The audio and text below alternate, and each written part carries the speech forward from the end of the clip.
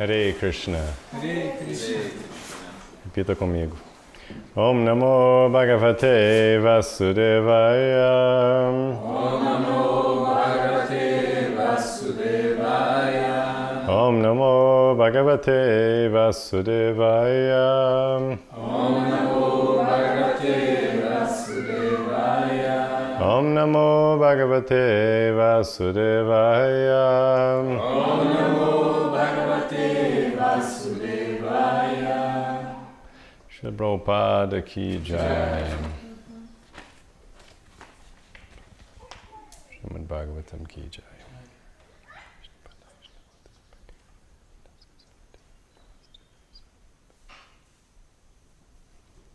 Então, nós estamos lendo do Srimad Bhagavatam, 11º canto, 9º capítulo, verso 30, com tradução e comentários pelos seguidores de Sua Divina Graça, A.C. Bhaktivedanta Swami Prabhupada.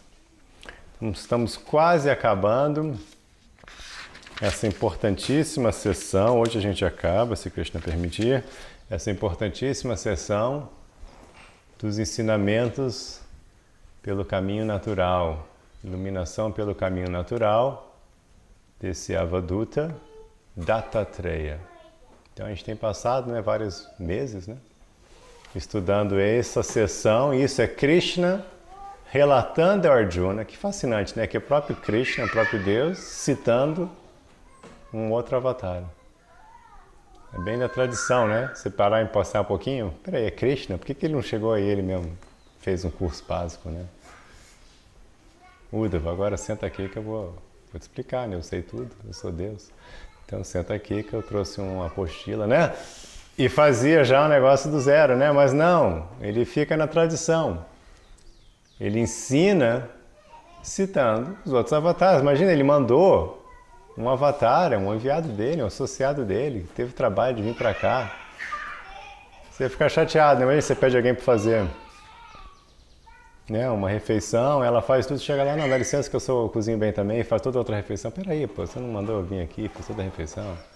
Não, você usa a refeição que a pessoa fez, Você pediu a pessoa fazer para você. Então aqui já está esse banquete de conhecimento, já foi servido por Dattatreya, então ele aproveita. Uddhava, escuta só, porque ficou bom, ele gostou, Ele está citando, imagina Deus te citar. Tá legal, Quando Krishna está te citando, a coisa tá legal, você fez bem, Minha ida à Terra foi frutífera, foi legal, porque Krishna está me citando. Então Krishna citou ele, e aí com isso gravou, ficou registrada essa passagem de Dattatreya. É Krishna que está ensinando, incrível, Então isso é muito legal. Bom, mas então agora Dattatreya está, Krishna, passando, está encerrando seus ensinamentos. Vamos ler o verso 30, esse está mais facilzinho. Evam sanjata vairagyo Vijnana loka atmani Vicharami mahimetam Mukta sango naham kritaham. Vou fazer mais uma vez. Evam sanjata vairagyo Vijnana loka atmani Vicharami mahimetam Mukta sango naham kritaham. Evam sanjata vairagyo Vijnana loka atmani Vicharami mahimetam Mukta sango naham kritaham.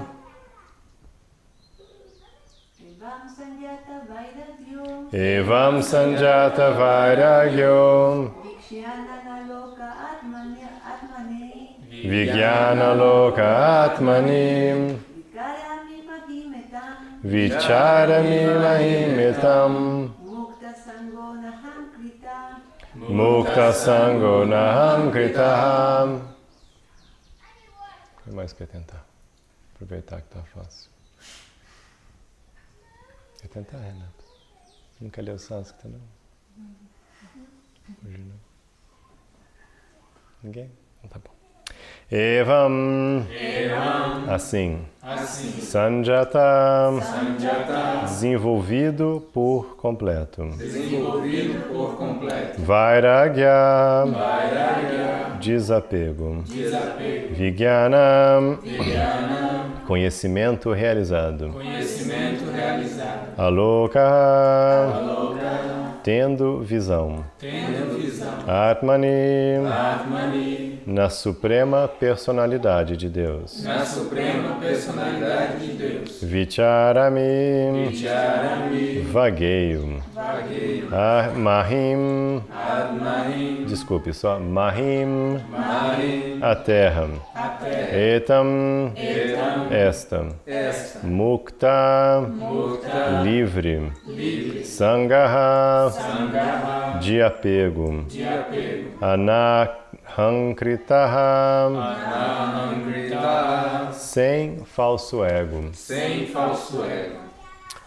Repita comigo. Tendo aprendido esses ensinamentos de meus mestres espirituais, permaneço situado na compreensão acerca da suprema personalidade de Deus. E plenamente renunciado. E iluminado. Pelo conhecimento espiritual vivenciado. Vagueio pela terra. Sem apego. Nem falso ego. Que nem o Devalida. Tendo aprendido esses conhecimentos de meus mestres espirituais, permaneço situado na compreensão acerca da suprema personalidade de Deus. E plenamente renunciado e iluminado pelo conhecimento espiritual vivenciado, vagueio pela terra, sem apego nem falso ego. Então ele ainda vai falar um pouquinho mais, mas é uma espécie de despedida dele, né? Já está encerrando a aula assim para o rei. Então, tipo assim, vou continuar vagando, dá licença, né? Então assim e é isso, né? O resumo é esse: você iluminado pelos seus mestres espirituais, você recebeu o conhecimento. No caso dele, né? Ele aprendeu da natureza, ele não citou um ser humano como mestre espiritual, ele já nasceu iluminado e ele foi meio que se iluminando repetidamente ao andar pelo mundo. Então, iluminado pelos mestres espirituais, que lembrando, para quem não acompanhou tudo, né, ele tinha como mestre espiritual aranha, montanha, chuva, sol, oceano, cobras, enfim. Ele foi andando pela natureza, se iluminando, e com essa postura, iluminado, ele já não tem mais apego. Ele não tem mais o que fazer no mundo material. Ele já não tem mais o que fazer aqui. Ele encerrou suas atividades no mundo material, apesar de estar ainda no mundo material. Está lá, fisicamente, num corpo, com sangue, com veias, na frente do rei. Ele não é uma entidade que apareceu, ele não é ele está lá, encarnadinho, né? Tem que comer, tem que ir no banheiro, tem que fazer tudo isso. Mas ele não está mais no mundo material. Ele está aqui, ele já encerrou. Ele está aqui, mas ele já encerrou. Então ele continua sem nenhum apego. E sem ahankara. Ele fala assim, no final ele fala sem ahankara. Ananhankara. Sem ahankara. Ahankara é esse princípio primeiro que prende a alma e, portanto, o último que liberta a alma. Ahankara, Krishna explica no Bhagavad Gita, né, no capítulo 7, é a terceira e mais sutil elemento, é o terceiro e mais sutil elemento da energia sutil. Então ele define a energia material como sendo 5 elementos grosseiros, esses que a gente, né? Terra, água, fogo, ar e éter, que a gente pode descrever, né? Como sólidos, líquidos, terra, água, fogo, energia radiante, gases e o vácuo, né, que define toda essa energia material, então esses 5 elementos, mas aí esses têm mais 3 que a gente não percebe, que a ciência não percebeu ainda, mente, inteligência e falso ego. E esse último é Ahankara. E esse elemento de mente, inteligência e falso ego são esses elementos da energia sutil que definem o nosso corpo sutil. É esses elementos que usam os fantasmas, outras entidades, eles ficam nesses elementos sutis. São ainda do mundo material. Ainda é um corpo material. Mas é sutil. Portanto, você não consegue ver, não consegue cheirar, não consegue tocar, não emite luz. Então, assim, ele não manifesta a nível grosseiro, apenas sutil. E se a pessoa tem uma sensibilidade sutil, que a gente chama de mediunidade, então ela consegue perceber. E seres humanos têm isso, gatos têm isso, enfim, animais, né? Então, diferentes seres têm isso. Então, mas o terceiro desses que prende a alma dentro do corpo sutil é Ahankara, que é muito interessante a própria palavra, Ahankara, eu faço. Eu faço. Porque o que prende a alma material aqui no mundo é o conceito de eu sou o agente. Sou eu que faço. Por isso que Krishna explica no Bhagavad Gita, né, aquele verso muito importante, fala, entenda que você não faz nada. Você tem direito à ação, mas não o fruto da ação. E nunca pense que você é a causa dos resultados da sua ação. Ahankara, eu faço. Então quando você está assim, não, eu que fiz, você está no mundo material. E Ahankara, você agora realmente entendeu que isso aqui é uma energia de Deus, portanto a sua participação aqui ela é de certa forma ilusória e indireta, que você mesmo não está operando aqui diretamente, porque você está dentro do corpo material, dentro do corpo sutil, dentro do corpo sutil, dentro do corpo material, correto? Desculpa. E você então não está operando aqui, você está fantasiando aqui. E nessa experiência fantasiosa você tem feedback da sua fantasia, que vem na forma de sensações e coisas que você experimenta mesmo no mundo dos sonhos. Por isso fala, mas como assim isso aqui é? Como é fantasioso? Claro que não é real.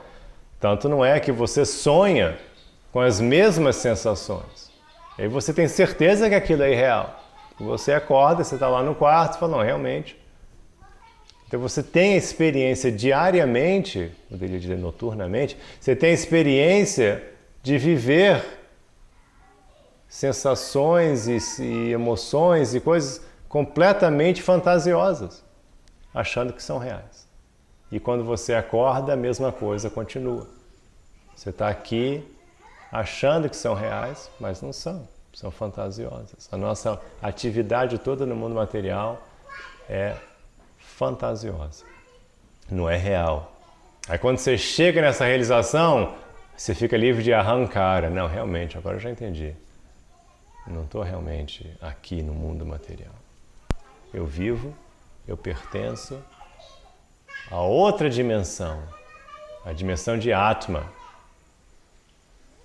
É o que ele falou, a palavra que ele usou aqui, Atma, foi com consciência de Atma, que pode ser usado para Deus, para o eu, mas enfim, pertence a essa outra coisa, a experiência transcendental.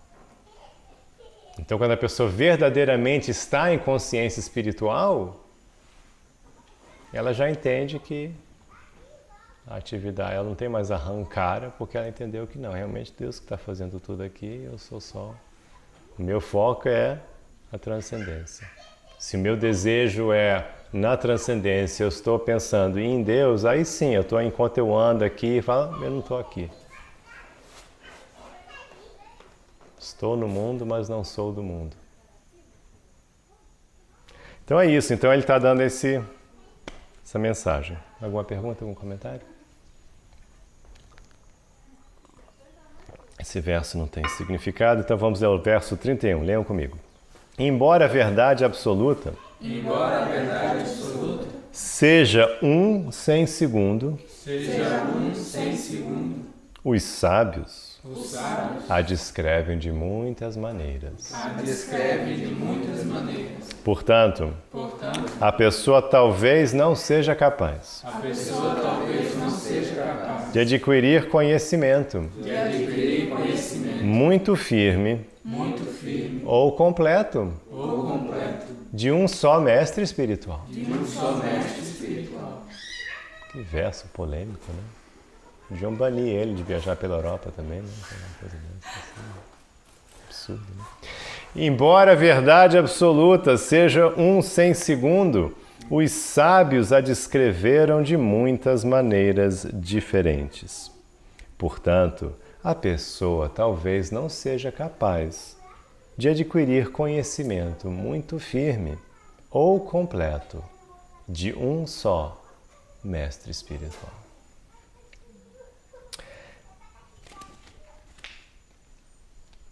O que acontece? Por isso que a gente tem um parampará. Nosso parampará, essa sequência de mestres espirituais, nos dá uma segurança muito grande. Porque a gente não está apenas dependendo das realizações pessoais de um único mestre espiritual, de uma única pessoa. Que às vezes a pessoa é iluminada, liberada. Pode ser, pessoa já liberada. Mas talvez ela tenha uma compreensão um tanto limitada. Por exemplo, você pode falar de Deus e talvez não conhecer Krishna. Pode falar de Krishna, mas não conhecer Vrindavan, não conhecer Radharani. Entendeu? Você pode conhecer um pouquinho de Krishna, mas não entender o relacionamento pessoal, as raças. Você pode falar que conhece as raças, mas talvez você não tenha entendido os princípios morais básicos, não tenha entendido o princípio de ficar numa mente no aqui e agora. São muitas coisas. Talvez você tenha entendido devoção e raças e Radha Krishna, mas você não consegue ficar no modo da bondade. Sabe, você ainda é estúpido e orgulhoso, sujo. Então, assim, às vezes você precisa mesmo, por isso que tem essa ênfase, não só no parampará, porque aí tem vários ensinamentos sendo compilados e sendo trazidos para você. Não é que você está recebendo, por exemplo, no nosso caso, não é que a gente está só contando com Srila Prabhupada, senão que Srila Prabhupada está trazendo toda essa linha de sucessão discipular para a gente. E ele mesmo, nos significados, como a gente vai ver aqui, a primeira palavra aqui de significado é Srila Sridhar Swami faz o seguinte comentário, ou seja, já estamos ouvindo de um outro mestre espiritual.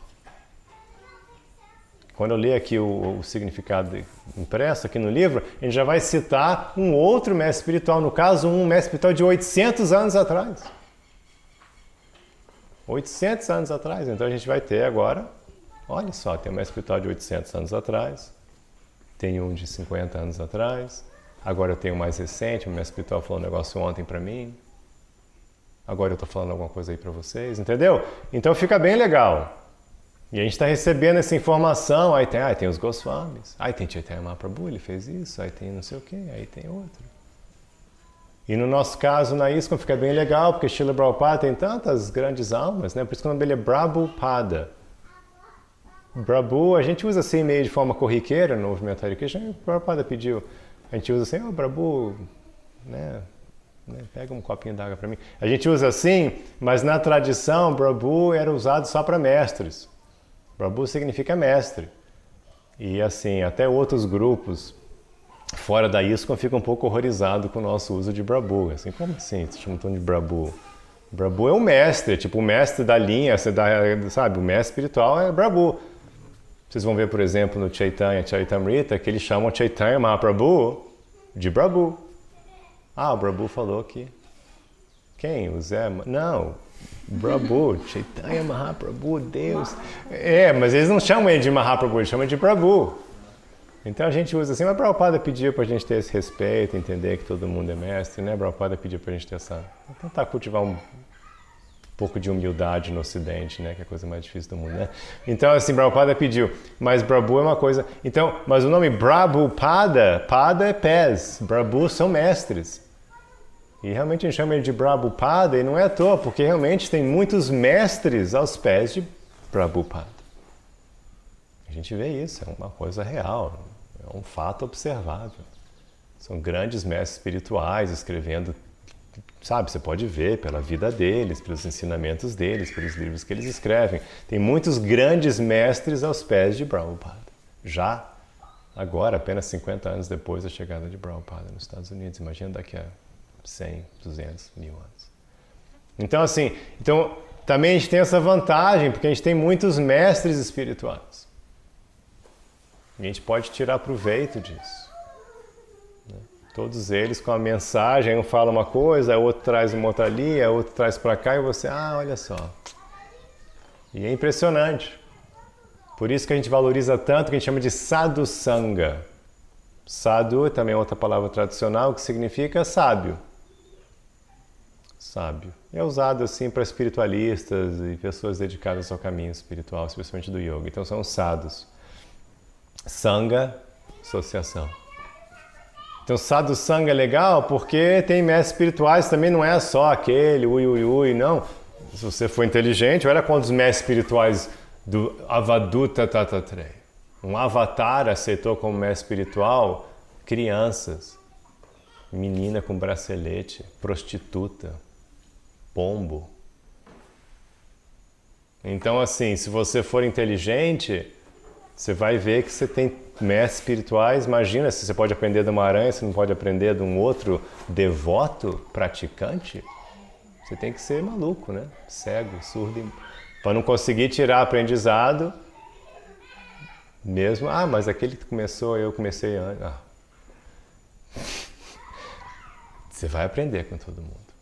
Então é impressionante, assim. A gente tem essa experiência prática, né? A gente recebe, assim, e você... Poxa, aquela pessoa chegou aqui, já me deixou uma coisa, já mudou a forma do meu pensar.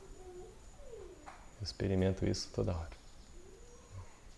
Então é assim, muitos mestres espirituais nesse sentido, a gente deve procurar uma instituição, no sentido de Parampara, que tem uma tradição longa, né? Uma universidade espiritual com uma longa tradição, como é o caso da nossa linhagem, assim, né? Imagina, a gente vai começar a citar aqui um mestre espiritual de 800 anos atrás.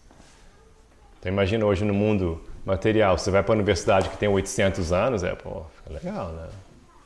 Uau, tô lá, né? Não é assim a universidade do, Colorado 3, assim, é uma coisa assim que, uau, né? No estádio da esquina do Zé, né? Assim,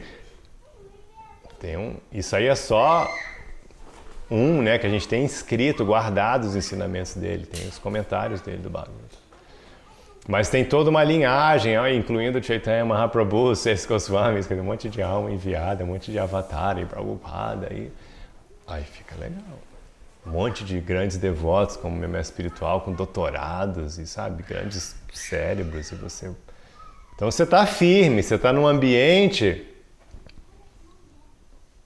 sólido, né? Que você tem grandes mestres espirituais. Aí se você tiver uma ligeira abertura de dizer, você aprende aos montes. Aprende aos montes.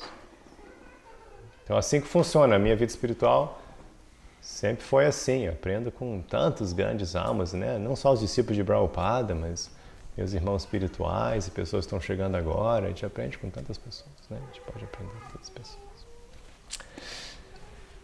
Significado. Srila Sridhar Swami faz o seguinte comentário sobre este verso. A afirmação de que alguém precisa de muitos mestres espirituais, de certo requer explicação, uma vez que praticamente nenhuma das eminentes pessoas santas do passado se refugiou em muitos mestres espirituais, senão que todos aceitaram apenas um. As palavras Gyate Bahudharishibi, a verdade absoluta é glorificada de muitas maneiras pelos sábios, indicam as compreensões pessoal e impessoal acerca da verdade absoluta. Em outras palavras, alguns sábios descrevem apenas a refulgência impessoal do Senhor, que é destituída de variedade espiritual, ao passo que outros descrevem a forma manifesta do Senhor com a personalidade de Deus. Logo, através do mero ouvir da parte de muitas autoridades diferentes, ninguém pode de fato aprender a perfeição máxima da vida. A proliferação de discordantes autoridades espirituais é útil apenas para neutralizar a tendência das entidades vivas de serem materialistas grosseiros. Diferentes filósofos espirituais criam fé na existência da alma e podem ser aceitos nesse nível. Porém, como será esclarecido em versos posteriores, o mestre espiritual que afinal dá o conhecimento perfeito é apenas um. Então, nesse sentido, você vai ter um mestre espiritual que vai te trazer essa bagagem. Ele está te trazendo essa bagagem completa. Porque ele já recebeu, porque isso está trazendo esse conhecimento para você. Mas também você vai só, não, é natural, você vai. Mas quando a gente fala aceitar um mestre espiritual, é porque quando você pode ter muitos mestres espirituais, você pode, ouvir desse, ouvir daquele, eu quero ouvir desse outro aqui e tal, mas no fundo, você tem que aceitar um. Se você não tem um mestre espiritual, que você fala, não, é esse, quem você vai seguir? Como você vai fazer?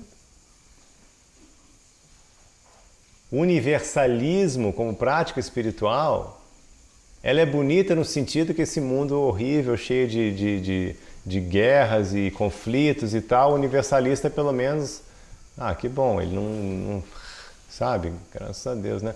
Ele não vai brigar com os outros, ele não vai ser sectário, ele não vai jogar bomba em ninguém, sabe? Maravilha. Mas, em termos de prática pessoal espiritual, não funciona. Porque o universalista ele vai ficar perdido. Sim, eu vou lá no budismo, e vou nisso, vou no Prembaba, eu vou naquele outro, e vou nisso. Sim, mas quem você vai seguir? Eu conversei com o Prembaba pessoalmente sobre isso. Falei, vem cá, esses jovens são muito buscadores, né? Mas parece que eles têm medo de serem encontradores. Ele falou, exatamente, concordou comigo. Tem gente que quer ser buscador. Não encontrar não. Quero ficar buscando. Aí fica buscando. Aí você não vai encontrar nada. Tem uma hora que você tem que falar, não, encontrei. E agora siga a dieta, toma o remédio. Siga o caminho. Porque um mestre espiritual ele vai te falar, olha, tem essa ferramenta, tem essa técnica, o foco é esse. De fato é Krishna, Radharani, o amor de Vrindavana. Você vai cantar o Mahamantra, Hare Krishna, prestar atenção desse jeito, daquele jeito. Solicita um mínimo desse tanto de prática. Tente estudar esses livros. Ele vai te dar a receita. Como a gente tentou resumir no método 3T. Então ele vai te dar a receita aqui, faz assim. Porque se você pega, isso aqui é legal, mas o outro falou para fazer Om Padme Hum. E a outra lá, meu professor de yoga, falou para olhar para uma vela e ficar em silêncio meia hora. Mas você vai fazer o quê então? Não, meu outro lá, eu acho melhor simplesmente, eu fico na banheira lá meia hora, assim. O que você vai fazer? Você tem que ter uma prática, você tem que aceitar um mestre espiritual. E aí, depois que você aceitou um mestre espiritual, você pode então, sim, claro, na medida que você vai amadurecendo e não vai se confundir e perder seu foco, sim, você pode ir, ouve daquele, legal, você vai ficar mais interessado, você vai enriquecer. O que às vezes tem um alerta, se a pessoa é um neófito, às vezes o mestre espiritual fala, não escuta outra coisa não, fica aqui. Ele chama em outras linhas espirituais, fala da linha cruzada. Eles usam esse termo às vezes em outras linhas. E não é só no yoga, o Hare Krishna que fala, não. Você vai ouvir esse papo espírita, umbanda, fica peraí, você não vai dar linha cruzada. Porque você está bem neófito ainda, aí você aí eu vou para outro, e aí, deu tilt, agora não sei mais o que um falou que era personalista, outro que era Krishna, outro falou que tanto faz, pode ser Ganesha, agora eu fiquei confuso. E aí o que você vai fazer? Você vai botar um Ganesha lá, um Krishna lá e vai fazer a mesma porcaria que você fazia antes. Você vai, você vai só só por fora, assim, você não vai estar seguindo nada.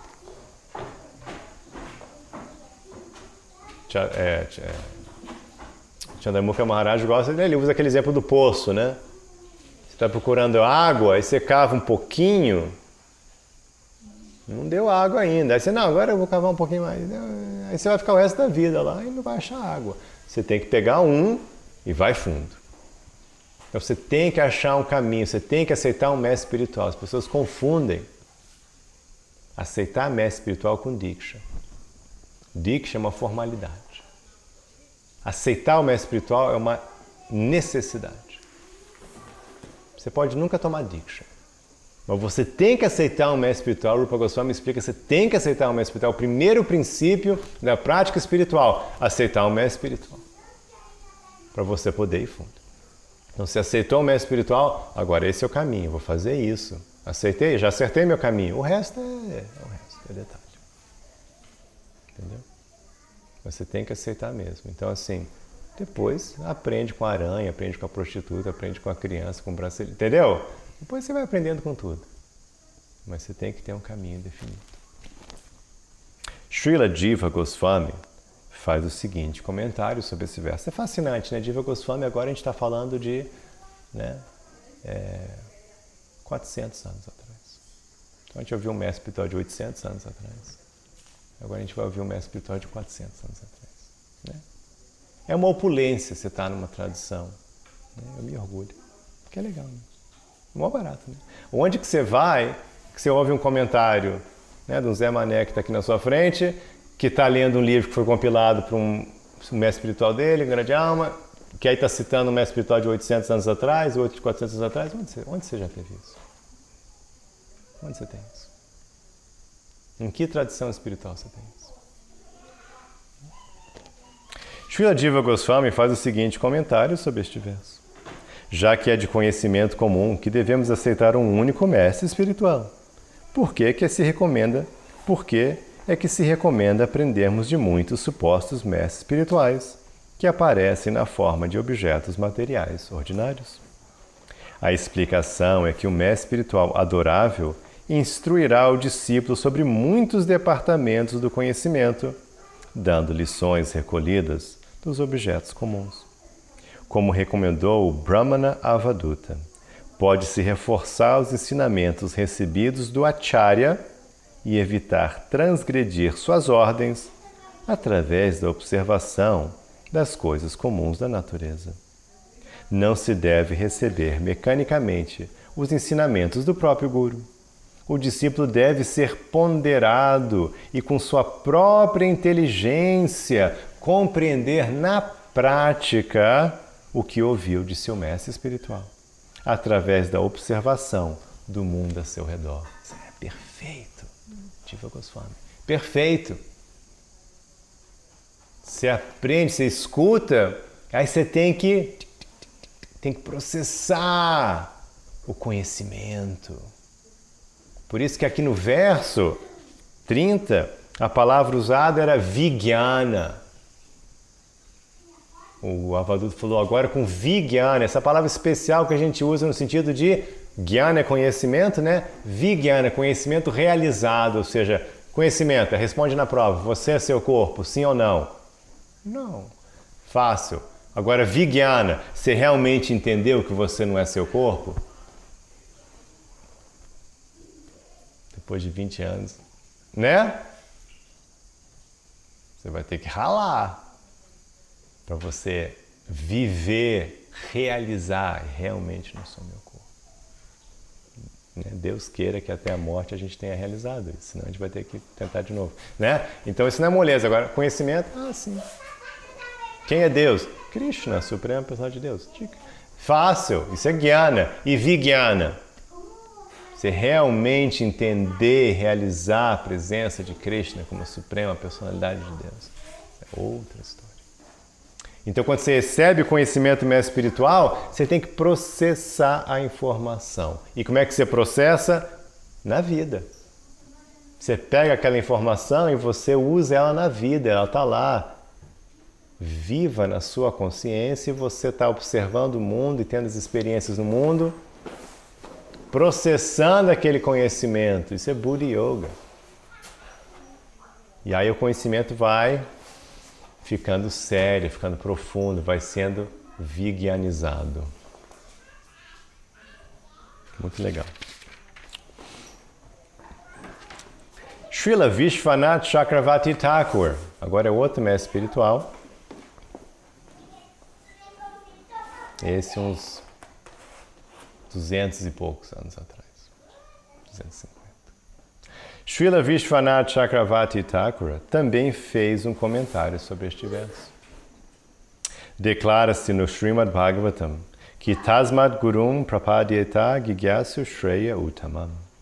Portanto, a pessoa deve aproximar-se de um mestre espiritual autêntico, caso queira de fato alcançar a perfeição máxima da vida. Ele citou essa passagem. De forma semelhante, no 10º capítulo, 5º verso deste canto, a própria personalidade de Deus declara que Madabhigyam Gurum Shantam Upasita Maratmakam deve-se servir um mestre espiritual autêntico que tenha pleno conhecimento a respeito de minha personalidade e que não seja diferente de mim. Há muitos versos semelhantes na literatura védica que indicam que é necessário refugiar-se em um único mestre espiritual autêntico. Temos também os exemplos de inúmeras pessoas santas eminentes que não aceitaram mais do que um mestre espiritual. Logo, é um fato que devemos aceitar apenas um mestre espiritual. Logo, autêntico, e receber dele o mantra específico que devemos cantar. Eu mesmo, de certo, sigo este princípio e adoro o meu mestre espiritual autêntico. Porém, ao adorar o Acharya, pode-se aceitar a ajuda de bons e maus exemplos. Observando exemplos de bom comportamento, a pessoa se fortalecerá no serviço devocional. E vendo exemplos negativos, ela se prevenirá e evitará o perigo. Dessa maneira, pode-se aceitar muitos objetos materiais ordinários como mestres espirituais, considerando-os shikshagurus ou gurus que dão importantes lições para o progresso espiritual. Então, isso foi Vishwanath Chakravarti Thakur. Agora volta aos nossos comentadores. Portanto, segundo as próprias palavras do Senhor, Madabhigyam Gurum Shamtam Upasita Maratmakam, a pessoa deve se aproximar de um único mestre espiritual autêntico que tem pleno conhecimento a respeito da personalidade do Senhor e adorá-lo sinceramente, considerando-o como Mad Atmakam, ou não diferente do próprio Senhor. Esta afirmação não contradiz o que o Senhor apresentou nos ensinamentos do Brahmanavaduta. Se alguém recebe os ensinamentos de seu Acharya, mas os conserva trancados em seu cérebro como dogma teórico, com certeza fará pouco progresso. Para desenvolver um conhecimento estável e completo, deve-se ver em toda parte os ensinamentos do Acharya. Por isso, o Vaishnava oferece todo o respeito a qualquer pessoa ou coisa que lhe dê mais iluminação no caminho da adoração a seu Acharya autêntico, que não é diferente do Senhor Krishna. Entre os muitos gurus mencionados pelo Brahmana, alguns dão instruções positivas e outros negativas. Pingala, a prostituta, e a moça que tirou os braceletes dão exemplos de conduta correta, ao passo que os desventurados pombos, lembra? E a tola abelha dão exemplos de comportamento que deve ser evitado.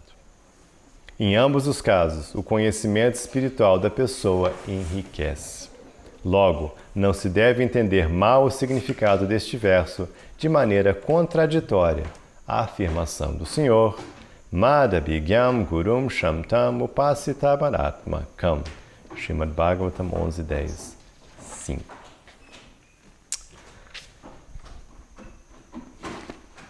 Ficou claro? Muitas vezes, tanto os gurus do passado como no comentário moderno usaram a palavra acharya, porque esse é um ponto muito importante. Tem uma distinção entre o acharya e o guru. Acharya é o grande guru que dá as ferramentas, o mantra, a definição para todo um, depende, uma era, uma instituição, enfim, né? O acharya. E os gurus que seguem aquele acharya, eles vão simplesmente ajudando as pessoas a compreenderem e servirem aquele acharya. É um papel de apoio, entendeu? E é exatamente essa estrutura que a gente tem no movimento Hare Krishna. Por isso que a gente usa a palavra, que não é nem a gente que usa, Prabhupada mesmo colocou esse termo e se apresentava desta forma. Fundador acharya da ISKCON e BBT. Então, Srila Prabhupada, ele não é um guru, ele é o nosso acharya. E ainda mais, fundador acharya, que é um tipo de acharya especial, fundador, porque ele fundou, ele estabeleceu, fundador acharya. Então, Prabhupada é o nosso fundador acharya, ele estabeleceu para o Ocidente a prática, o mantra, estabeleceu tudo, trouxe todo esse vasto conhecimento, explicou tudo em 1000 detalhes, 30.000 páginas de textos sagrados comentados, uma vida exemplar, de exemplo perfeito de como ser um devoto de Krishna, tudo perfeito, ele trouxe, pau! E agora, nós, gurinhos, a gente só levanta a bola para o Prabhupada. Então a gente sai só levando as pessoas. O mestre espiritual, ele dá o exemplo de um trator. Ele fala assim, Prabhupada é como um trator gigante. Não é muito ecológico esse exemplo, mas Prabhupada, às vezes você tem que abrir, né, uma estrada numa floresta. Mas agora estou me sentindo mal em dar esse exemplo. Agora eu vou completar. O mestre espiritual dá o exemplo que, assim, às vezes você tem que, né, abrir lá uma estrada pela floresta, né? Às vezes você vai na Amazônia, vamos chegar lá. Aí você tem um trator gigante, vai e abre o caminho. Então o Prabhupada, ele abriu o caminho. Ele fez um trabalho que o outro guruzinho ia ficar lá tentando derrubar a primeira árvorezinha, não ia conseguir. O Prabhupada abriu o caminho todo. E nós, seguidores de Prabhupada, nós somos os guias. Olha, é por aqui, ó. Siga por aqui. Vai caminhando por aqui, tá bem tranquilo o caminho. Você vai por aqui, depois tem uma curva, depois vai subir, tem uma montanha. Entendeu? O caminho já está traçado, já foi feito. Você é o guia agora, você não teve que abrir a trilha. Tem que mudar o exemplo, né? A gente está no Alto Paraíso. Então, assim, o acharya é aquele que abre a trilha no Parque Nacional e o guru é o guia. Então, abrir uma trilha requer todo um trabalho, né? Você tem que chamar a turma lá, que vai escolher o lugar certo para abrir a trilha, que vai ter um menor impacto ambiental. Ficou melhor assim, né? E aí eles vão, né, fazem estudo de solo, não, aqui vai ter que botar pedra, porque senão vai desgastar, não, aqui a chuva vai fazer assim, né? Então eles escolhem o caminho, né? Tem uma turma toda de PhDs para escolher a trilha certa. E depois o guia vem, não, por aqui, sigam-me. A trilha já está feita. Mas eu tenho experiência, conheço o caminho, se você cair eu sei como é que te ajudar, eu sou experiente no caminho. Então você pode me seguir. Então nós somos guias. E o Prabhupada é que criou o caminho, trilhou o caminho para a gente. Então é o acharya. Então você aceita o acharya. Quando você vai para o parque, você não escolhe só o guia, você já escolheu o caminho. Qual o caminho que você quer fazer? Não, eu quero ir ver os saltos. Não, eu quero ir ver o canyon. Então, você escolheu o acharya. Aí você escolhe um guru para te mostrar o caminho que você já escolheu. Mas o nosso acharya é Prabhupada. A nossa confiança, a nossa tranquilidade é Prabhupada e todos esses grandes mestres espirituais que vieram antes dele. Eles já abriram todo o caminho. Tudo pronto. E a gente agora a gente é só guia. Guia cadastrado. É isso. Alguma pergunta, algum comentário? Sim. Quando você refere à necessidade do mestre espiritual, ele está se referindo a um guru? Ao acharya. Você tem que aceitar o acharya. E se o acharya não está mais fisicamente presente, e aí no pacote do acharya, como uma coisa só, você tem que aceitar um guru para te ajudar a seguir, né, o guia, para seguir a trilha que o acharya deixou. Porque senão é que nem aquela coisa. Tem a trilha, mas você pode se perder se não tiver o guia. Você pode não reconhecer que está vindo uma chuva, você pode não saber como lidar com uma picada de cobra, sabe? Então, assim, é um pouco perigoso você querer seguir o caminho de um acharya que já foi, como o caso do Prabhupada, que não está mais fisicamente presente, sem uma pessoa experiente. Então é um pacote, você aceita o guru com o acharya. Mas assim, o acharya que é incrível e o guru, você não precisa de ser, o guru está descendo as nuvens. Não precisa de ser essa figura mais, já tem, acharya. Aí o guru, sabe, você pode estar lá, o guia que nem um guia. Esse guia tá, às vezes eu vou, sabe, de repente achei outro guia, mas o caminho é esse.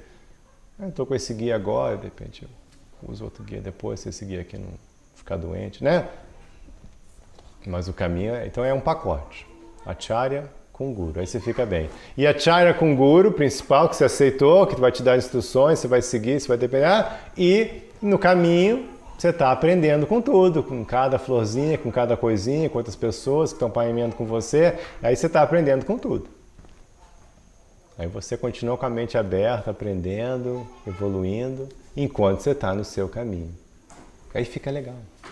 Esse é o verdadeiro universalismo. Você ter o seu caminho e você de coração aberto aceitar os outros e aprender com os outros. Sem que você, e aí, agora não sei para que lado que eu vou, se eu soube montanha disso para cá. Não, eu tenho meu caminho, mas não vou deixar de respeitar quem, você quer naquela trilha? Eu já não acho tão legal, mas se você quiser, pode ir lá. Entendeu? Você respeita, tá bom, você está fazendo esse caminho aí. É um caminho. E eu já entendi assim que o caminho é esse. E estou gostando desse caminho, mas se quiser seguir esse caminho, eu respeito que você está seguindo esse caminho, de repente posso até aprender, você aprende por que a pessoa está motivada a seguir aquele caminho, mas você está firme no seu. Está firme no seu. Aí fica legal. Porque se você fica num caminho, tem esse alerta dos nossos mestres espirituais, Bhaktisiddhanta e Bhaktivinoda Thakur, alertam que se você está no nosso caminho e você usa isso para se achar, que você é melhor que os outros e os outros estão errados e você está certo e você desenvolve uma mentalidade sectária, isso é palavra deles. Então isso aí é um horror, né? Isso é um fracasso. É um fracasso isso. Aí fica legal assim. E essa é a mentalidade dos encontros interreligiosos, já participei de vários. É essa mentalidade, está todo mundo lá, a pré-condição para você participar do evento interior é que você está firme no seu caminho. Não é que eles querem um monte de pessoas que estão assim, oba, aqui. Não, aí vai ter a pessoa que é o imã, sabe, o rabi, o outro é o padre, o outro é o guru, sabe? São pessoas que estão sérias no caminho delas. Mas chega lá e todo mundo se abraça e respeita o outro e vê que tem em comum e aprende com o outro. Ótimo. Mas nem por isso sai de lá, peraí, agora acho que eu vou ir para a igreja. Não, peraí, cara, que isso? Você, né? Agora eu vou tomar um Daime. Não, que isso? Não é isso. Não é esse o propósito. Você está no seu caminho. Respeita o outro, está no caminho dele. Você fica no seu caminho. Aí você vai avançar. Então, muito obrigado por você ter paciência. Hare Krishna. A gente não acabou, viu? Eu falei, Krishna não deixou. Então, a gente vai acabar, na próxima a gente vai acabar esse capítulo. A gente não acabou ainda, tem mais umas palavrinhas. O Avaduta já parou de falar, mas Krishna quer falar mais umas coisinhas e depois vai encerrar o capítulo. Hare Krishna, Srila Prabhupada Ki Jai.